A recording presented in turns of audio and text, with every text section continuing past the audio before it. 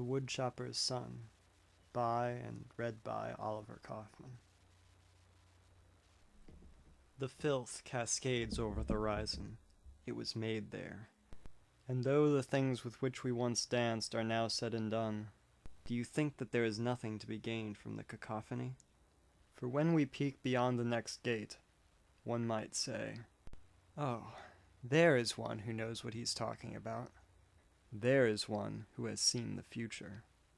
And though we may smile and deny it, and look to those whose stars shine brightly in their eyes, we cannot fully deny the propensity towards which we have opened ourselves, and towards what we have witnessed. Nothing is quite the same now as it has been, and nothing really needs to be, either. That's how it is. And though we do not know the way forward, we know enough. Enough to see the rose-strewn path with petals everywhere. Lovely, beautiful, fixed for our attention, wonderful as the rose that beckons us back to its sweet embrace. Wonderful, charming, beckoning, witnessing to the mysteries of eternity, or the universe, or something. Is that not what we're after? We are after something, for sure.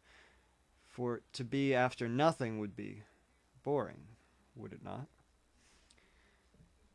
So it goes as the tale trips its way from here to a new paradise, and we speak of these things as if they are real. If they were, then where is the evidence? Is it merely within the splendor and incandescence of the moment? In the fiery sparkle that witnesses to us the radiant vibrance of a colorful moment? We do not exactly know what we are doing, but we do know this. Something is everywhere, and everywhere is something, though not in particular. For the something that we seek to see may have no substance, but be nothing more than void or air. And if it is, so what? These things are ephemeral, like air, like a void. Witness now the becoming of something more. Witness the start of a new tomorrow. Witness again the becoming of something else, the raising of a glass, the raising of a vibrancy, the raising of a condition, a new condition. And what waits for us beyond the horizon? We will find it soon enough, winding our way, not drunkenly, but not with the fixedness of a stubborn fiend, but winding our way none the less, for that is our way. Our way, to put it fiercely, is to begin, and having begun, to begin again, until a moment comes where, instead of calling something finished, we begin again instead, moving onward, ever onward, from one thing to the next. Nothing is there that we do not know how to do, given time, effort, energy, momentum, and well, maybe not struggle. For what need is there for struggle when the cradle of learning is comfortable indeed, and we fear neither failure nor death? Things such as this are benign. We are not running from anything, nor towards anything. Yet we move forward amiably, our heads held high, but not too high, breathing in the fresh air, foul though it may be sometimes, with an aliveness that begets a new becoming, again and again. And why shouldn't we? The question does not even occur to us, and so it goes. It goes on and on and on again, and again. We wait for no one, we wish for no one, nor anything, and so it goes. We may get, or we may not. We may live, or we may not. As much as life is pleasant to us and amiable, we do not expect it to remain. Change remains when all else fades. Fading remains when everything has turned to dust.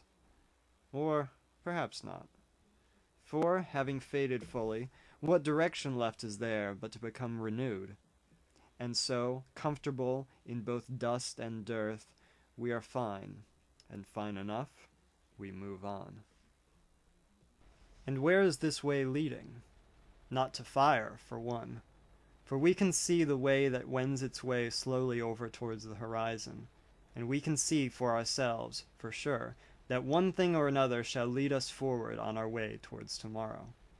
That we know well enough. And we can continue like this, on to hell. And what is hell but 1,000 sorrows, all balled into one tiny, inordinate space? We can no more beget sorrow than we can beget misery, or lies, although the lies we tell may be more deliberate. Still, we are not witness to such things, for things there are which do not wait for us on the morrow, yet wait for all, or no one, still. And though we do not wait for such things, we beget, once more, intensely, that which has collapsed upon our furrowed brow. Ha! And we thought to think of things in such majesty, in such form! Well then, collapsed are we, upon the ground, smiling, though our smile faded, and begot yet another mischief as we wondered upon ourselves. And what of it? What of the ways that speak to us out of the corner of the roof of mystery? What of the things that, like a beloved aegis, whisper to us out of the corners of our mind? We, who are not bound up in the eternal like some rotten prisoner, we, who are not accustomed to the void, nor wish it much upon ourselves, we who, until today, have mostly become anonymous through the actions of others that seek to dissociate ourselves from ourselves, we who, having come so far, have not begotten much except for the occasional, exceptional misery or mystery, we who, having stopped not once for a loaf of bread, can now, without certainty, propose that mystery is not so mysterious at all. We who, having sought to free ourselves from the bounds of earth, do not necessarily see much on the horizon, nor earth, nor sky, nor anything much other than ourselves. Ourselves. What is ourselves? What are ourselves? What is that thing which we would call ourself? That marvelous being, that eternal mystery? Well, not quite such a mystery indeed, for it is flesh and blood, at least in part, and begets an understanding of itself, however terse or tense or full of pretension. Though we may not accurately part with this version of ourselves, we yet beget a tiny piece of that eternal scrotum that begets other things, though we do not deign to see it. Ha! Think you it funny? Well, we know not of what we speak, so perhaps it is. Perhaps it is quite funny.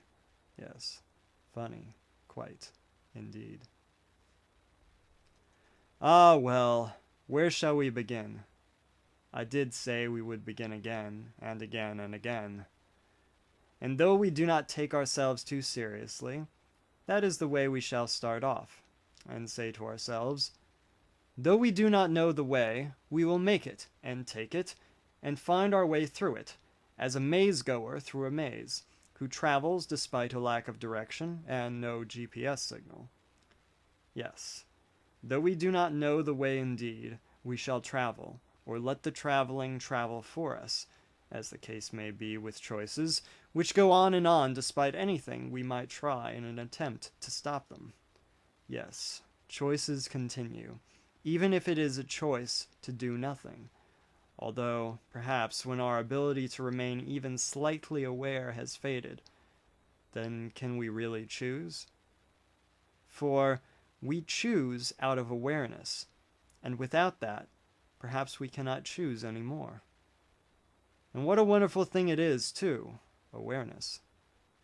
To see without seeing, to know without knowing, to be without being. We can see that which we want to see, though without an understanding as to why. Why? Why this mystery? Why this madness called life? Why this mad existence called the universe?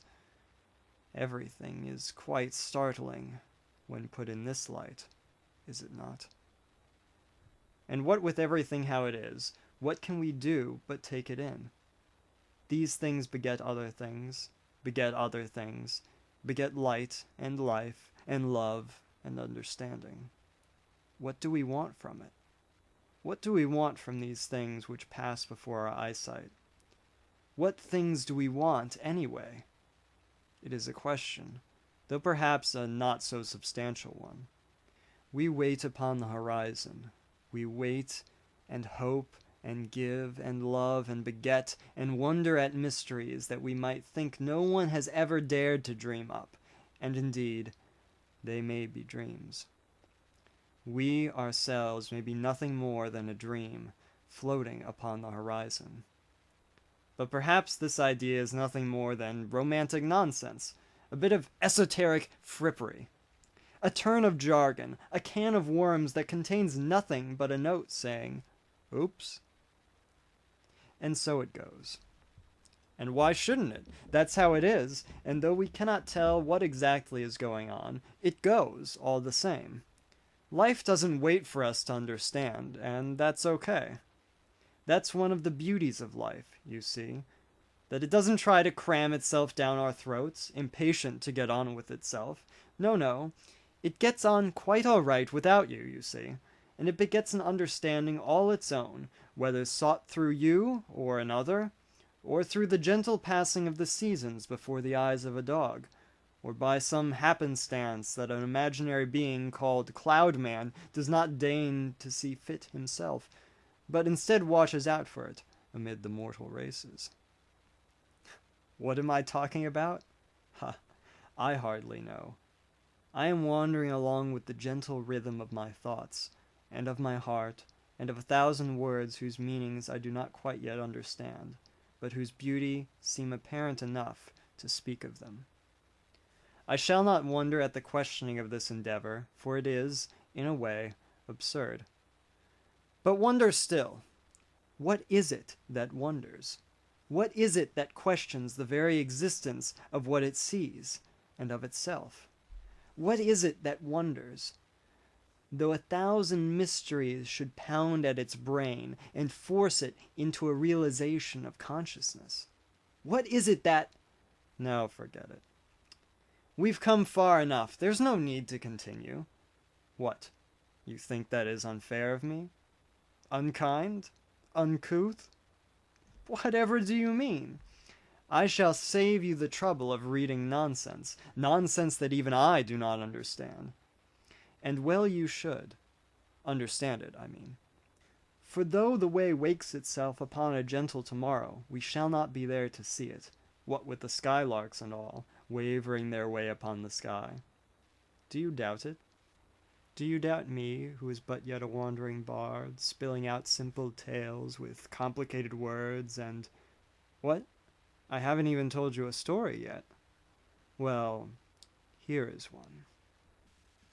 A long time ago, in a land not so distant from our own, there lived a woodchopper.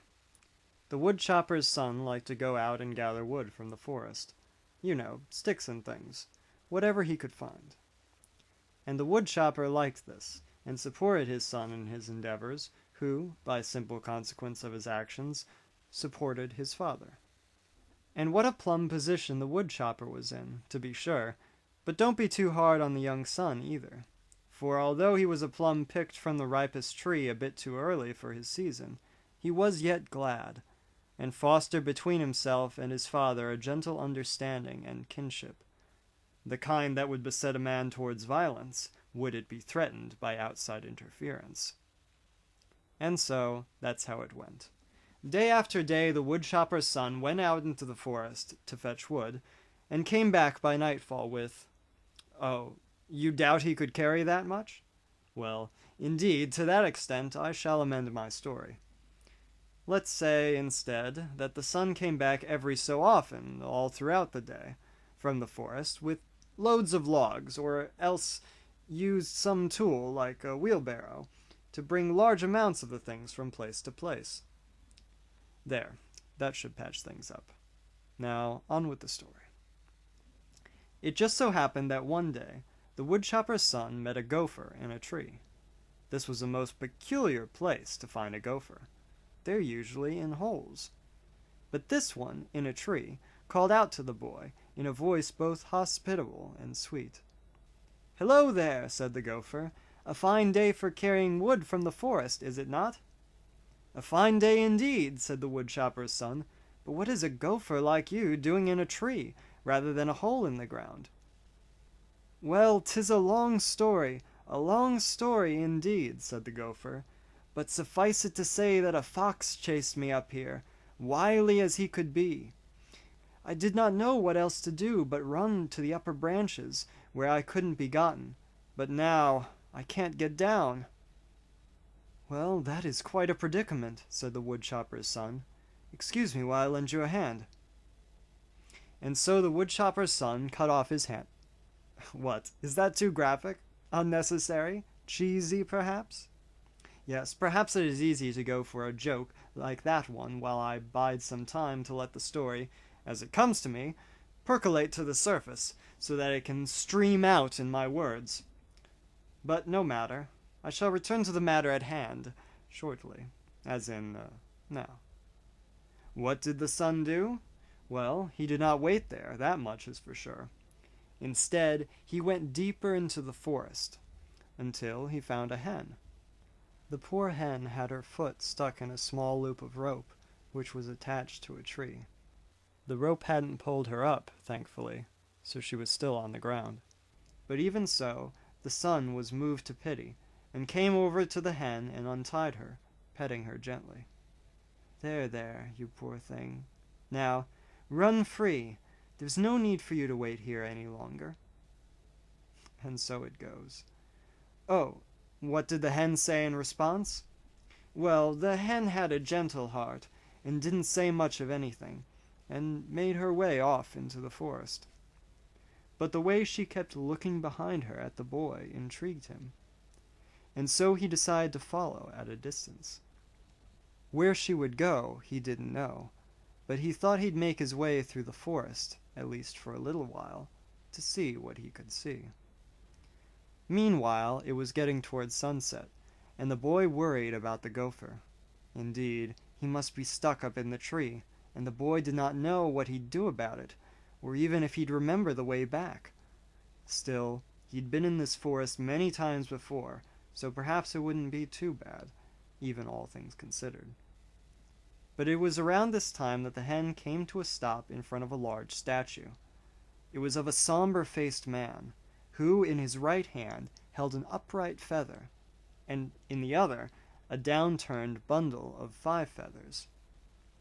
And though the boy stared and stared at this visage, he couldn't understand what it meant, or why the hen had brought him here.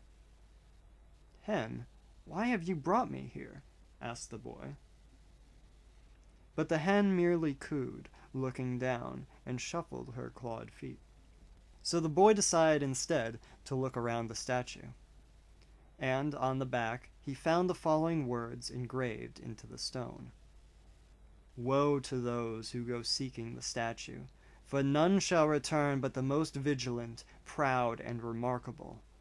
No one has come here who has not wished to turn back, and no one shall remain here who does not thirst for something more than what he is." This quote was curious to the boy, and he wondered at it. Why did it say what it did? Did it really state something true? And was the statue one that others sought? It didn't seem all that remarkable a piece. Even so, there was something delightful and a bit concerning, the kind of concern that propels one to action, about its message. For the message touched one such as the boy, who spent his entire life as one who was, perhaps, not all that remarkable. And though he had not spent his whole life just yet, even so, he wondered what could be around the next corner for him, if, in fact, there was anything at all. The boy looked around him, and then looked closer. There was something else on the statue. Embedded into the stone beneath the message was a little golden bug, a beetle. The boy removed it and looked at the bug, turning it over in his hand. What could this be? He wondered aloud. But all of a sudden it dropped from his hand, or, rather, moved, shocking him so that he dropped it, and, having fallen onto the forest floor, it scrambled around, before unfolding itself in such a way that before the boy sat a golden chair, the likes of which he had never seen, nor ever, perhaps, would have seen otherwise. And what a strange chair it was, too! On its precipice was a golden eagle. About its middle was a snake, and for its 4 legs it had the necks of giraffes. All these were shaped from pure gold, shining, glistening. The work on it was stunningly detailed and accurate to a fault.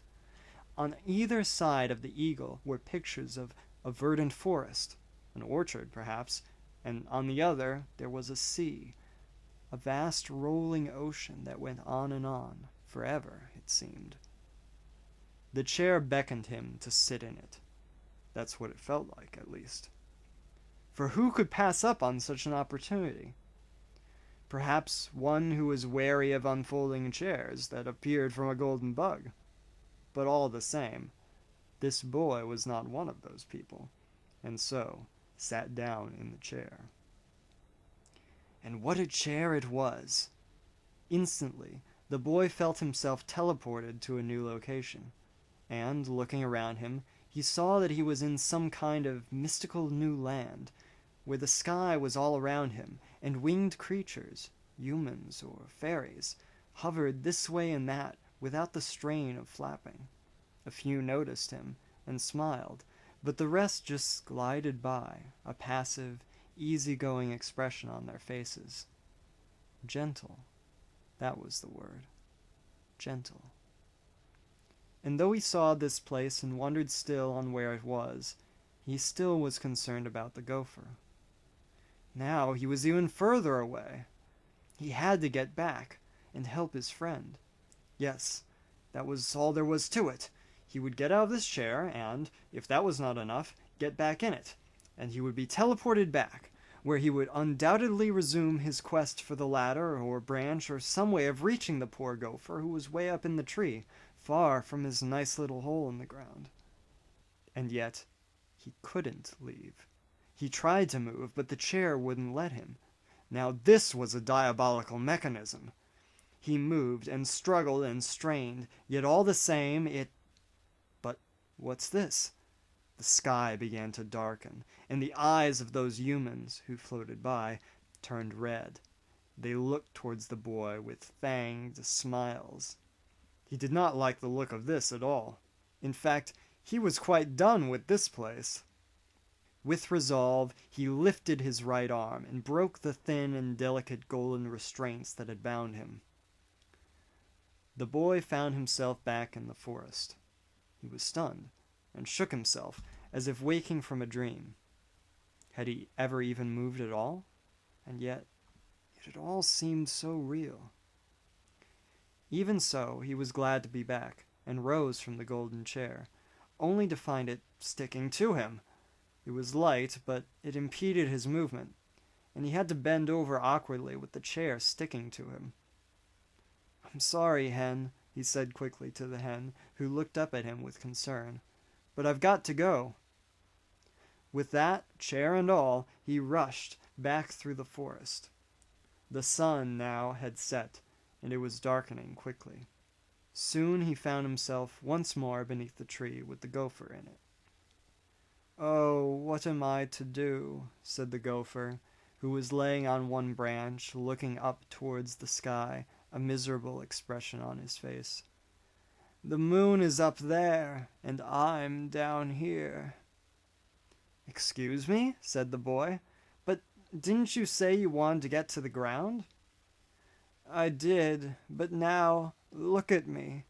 The first gopher to get so high off the ground, and now I'm squandering my potential. I could go higher, you know. I got this high. Why not go further? It's the logical conclusion, don't you think?" "Whether it's logical to you or not," said the boy, "your home is in the ground. What are you saying? You could have food down here, and water, both of which sustain you." "I could learn to live on leaves," said the gopher, "and they have moisture too. I'm sure I could survive. Maybe." "Now, get down from there this instant," said the boy. "Or, wait, In the absurdity of the moment, the boy had forgotten all about the ladder. "Just wait right there. My father will have a ladder. I'm sure of it." "Very well," said the gopher miserably. "But if you fail to come back, it won't be so bad. Though I'll never reach the stars. Not yet, at least." The boy, not willing to listen further to the gopher's speeches, rushed back to his father's house. This is what he should have done all along. His father would have a ladder, surely, or some other means to get to the gopher. Even if it was just an idea, that might be enough. And, if not, at least the boy knew he would have tried. "Okay," he thought to himself, "I've got this. I know what to do now. I've got a handle on the situation." When the boy sped into his father's house, his father, he found out, was sick and laying in bed. "What are you doing there, my son?" said the father. "Come here, so I can see you better." "No, father, not right now," said the son, who didn't really know his father was ill. "I'm trying to help a gopher I found in the woods. He's stuck up a tree." "Oh, is that so?" said the father, amused. "Well, better help him then, and not let him down. Or rather, in this case, you must let him down." The father coughed. "By letting him down, or rather you must not let him down by not letting him... oh, never mind." The father laughed at his own stubborn inability to let the opportunity at humor pass him by, although after 3 tries even he'd had enough. "Go get the shovel and hammer. Both are in the shed. With it, you will surely be able to build something sturdy enough to save the gopher." "Okay," said the son, who, without another word, sped off to the shed. Behind him, his father smiled. And do not be concerned, dear reader. He is not in so ill health that he needs constant care. This is a sturdy man of the woods, remember. In any case, we return to the boy. As he ran to the shed, he wondered, "A hammer and shovel, what do I build with those? How can I possibly use them to help the gopher? An axe, maybe, to cut down the tree, or a ladder, of course, or maybe a few pieces of wood to put together a ladder himself. But a hammer and shovel? Now that was a mystery." But it was one he was willing to solve.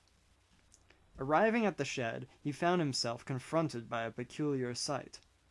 A high-minded looking stag was standing in the middle of it, looking down on the boy. "Stag, what are you doing here?" said the boy, baffled. "Really, I could ask the same," said the stag. "What are you doing here?" "Well, where else should I be?" said the boy. "I'm trying to save the gopher." "All of that will make little difference," said the stag, "if you cannot even save yourself. Have you not noticed, nor remembered, that all this time you still have the golden chair stuck to your back and behind? It is a most unbecoming state, so it is." "Well, can you get it off for me then?" asked the boy. "I most certainly cannot," said the stag, taking a step back, looking aghast. "To do so would be to get myself stuck to it too, and I shall not render myself into such a condition for all the world. Granted, it might be nice, for a little while, to touch something of such magnificent splendor, but after that, I would want no part of it. You touch something, you pick it up, and then you ought to be able to put it away. That's how it should go. You, however, have gotten tangled up with something that no one in their right mind would, because now it's stuck to you, and will never, probably, come off." "Never probably," said the boy, incredulous. "Then why mention it to me in the first place? If you think it should come off, then you help me take it off." "Well now," said the stag, avoiding eye contact with a dignified turn of its head, "there's not much I can do for you there. For you see, That which has come into contact with a seaweed urchin must adjust their course wrongly for 3/5 of the year, and after that... You're making no sense, said the boy. If you don't know how, then just say it. I won't say that I don't know how, said the stag, for I may. But I just might not know that I know, in which case I need to do a little digging. Okay, well then, dig. Well then, began the stag again, if the yonder right course serves me correctly, the golden chair can come off if you... Well, how did you get out to begin with, just a little while ago? I was fed up. I need to get back to the gopher, and to help him, and not be in some cloud place. Ah, then continue on your way then, said the stag, and don't mind me. For, as you can see, a chair on your back and behind makes little difference to you, as long as you are able to progress towards your goals. As such, why bother with it until the time comes that you need full freedom? Good point, said the boy, who set to work looking around the shed for the tools his father had mentioned. What is it you're doing? Said the stag. Looking for... Oh, there it is, said the boy, finding the hammer, after having already found the shovel first. Okay, I'm off to help the gopher, he said cheerfully, waving to the stag. See you later. Farewell, I suppose, said the stag, who then muttered to himself, though I doubt you can do much with just a hammer and shovel. It is little doubt that his father meant for him to construct something within the shed. But, oh well, I suppose I shall see him again if it doesn't work out. And with that the stag sat down, folding his legs in a most dignified manner, as the gentle sounds of the night went on. Okay, 5 minutes, just 5 minutes, said the boy. That's how long it will take me. Just you wait. Just then he arrived at the base of the gopher's tree. Hi, Mr. Gopher! The gopher, now, looked even more miserable. He was thin, and his fur looked more gray. Overall, he had a wilted look to him. Eternity, said the gopher, stretching his paw towards the stars. I can almost see it, up ahead. Don't worry, said the boy, and he set about... doing what? The boy was stumped. What was he going to do? His first impulse was to try and knock the tree down with the hammer, but that was fruitless. He was going to have to think this through. Okay, said the boy, just you wait. I can wait, said the gopher.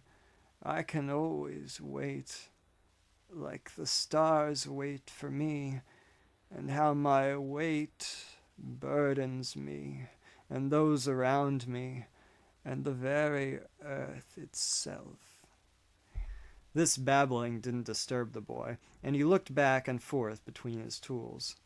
A shovel. This could, perhaps, catch the gopher, or dig him a new hole, though he probably had one already. A hammer. Now this, what could he do with this? Hammers were meant to be used with nails. Give them to me, said the gopher. Huh? Said the boy. Now this was odd. What would the gopher do with them? Nevertheless, the boy passed the tools up to the gopher. Immediately the gopher jumped up, lively as ever and fur full brown, and hurled the tools back at the boy. You fool! If you could pass them to me all along, then why didn't you just use them like a ladder? Hold them out to me, and I'll climb down. See, put them on the branch here. Oh, said the boy. He was also shocked that he hadn't thought of this before. So, with gladness inside him, the boy did just as the gopher had suggested, making a makeshift ladder that the gopher shimmied down before crawling over the boy's back and... The gopher was now stuck to the golden chair. This time, the boy, not even stopping to consider the gopher's condition, or whether the gopher liked it or not, grabbed the chair with both hands, and, detaching it from his own body, struck the chair with such force against the tree that the chair shattered. Gold dust fell, twinkling around the both of them. The boy could still feel his rage, and see the heat of his breath in the cold night air. The gopher sat on the ground, baffled. "Thank you," said the gopher, finally. "You've done me a great service. In the chair, I saw vast kingdoms of wealth, and cherry trees with fruit ripe for the picking. I saw star blossoms and sunbeams. I saw vast underground caverns and hoards of wealth, jewelry fashioned to every kind of golden trinket imaginable. I did not know what to do with it all." The gopher looked down at his tiny gopher hands. "Thank you." The boy looked at the gopher and smiled. And as much as he would have liked to walk hand in hand back home with the gopher, the boy knew that the gopher had a home, and would be at home in it, and that it would be good enough to just let him be. Surely he would meet him again some other day. And so the two said their farewells, and, beneath a starry sky, and with a warm smile on his upward glancing face, the woodchopper's son went home. Now that was a fine story, don't you think? One for the books, so to speak. And so, to celebrate, we shall have some rhubarb wine in celery cups. No? Do you not think it fitting? Well, cups made of celery might be absurd, but perhaps one could make a straw with one. The idea is rather enchanting, after all. Well, no matter. We shall let things be. And as this is now a complete story, and not just a beginning with an end unwritten, it is perhaps fitting that we leave things at that, and go about on our way, just as the woodchopper's son and the gopher went on theirs. Yes, it was a fine thing, indeed. Oh, you wonder about the story? About the stag and the father, and a little about the hen?